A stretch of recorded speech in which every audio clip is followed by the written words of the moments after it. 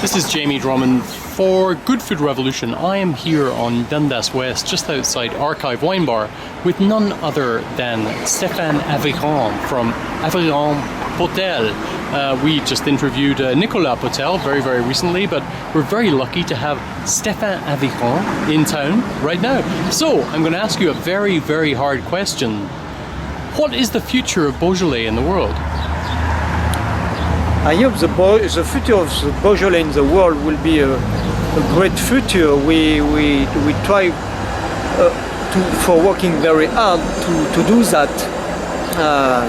Why I'm traveling over the world is to promote a lot of the wine and support a lot of with my agent to sell the wine and communicate a lot about Beaujolais wine, Beaujolais area, and all the very good stuff we have, and talk also with the very good value we have in the wine Beaujolais. Now you come from you were born in Fleury. I think there's this whole thing with Beaujolais these days, and we have just both agreed on this, that Beaujolais has become a victim of its own success, especially with regards to Beaujolais Nouveau. Sure.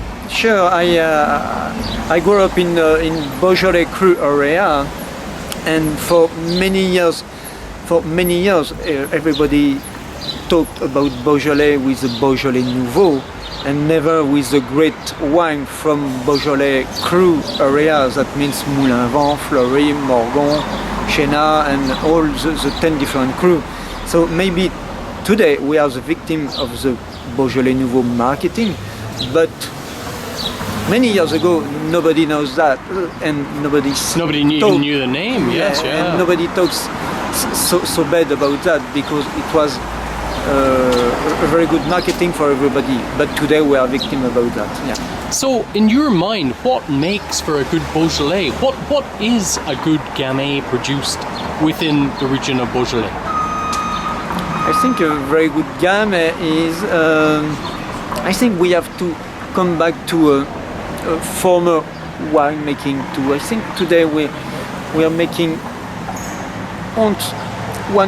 too much technical wine or too much winemaking. We have to come back to former winemaking. That means easy wine to drink with robust and with fruit and with some fatness and robustness in the wine. You mean pleasurable wine? Wines that are fun to drink? Yeah, enjoyable wine, pleasurable wine, and something very fine, like a Gamay has to be. Well, we were talking just a few moments earlier where Gamay, I think, although I don't think that Beaujolais produces the best wines in the world, I think in my mind and for my palate, they produce some of the most pleasurable. What do you think about that? I think so. I think the Gamay grapes and the Gamay from Beaujolais is not too tannic, not too robust, is fruity enough, is pretty easy to drink. So I think we have one of the best wine, enjoyable and easy to drink that we can have in the planet, because many wines come from a lot of very hot area with a lot of alcohol, percentage of alcohol. That means more than 14-15% alcohol. Yes. That's too much for me. And very often there is a little residual sugar inside. So we don't have this problem. In Beaujolais, we have a very digest wine, very digest. So that's very important when we drink a glass of wine, not to be sick the day after, you know. I understand exactly what you're talking about there. So, when it comes to what is traditional in Beaujolais and where carbonic maceration lies on that scale of traditionalness, what's your story there? The traditional Beaujolais winemaking is a former winemaking we use in Beaujolais. That means hand harvesting, of course, like everybody in Beaujolais, and then put in the tank. And we save the juice. That means we have 90% of the tank is whole bunches, full grapes, and we have 10% of juice. With the juice, what we do is we rack the juice to flow and protect the grape on the top. That's the only difference with the real carbonic maceration. Then we rack off the juice because we want only maceration, alcoholic fermentation inside the barrel. That's the only difference. So I'd be interested to find out what you think about the use of carbonic maceration in winemaking. A very not controversial subject, but one that polarizes many winemakers.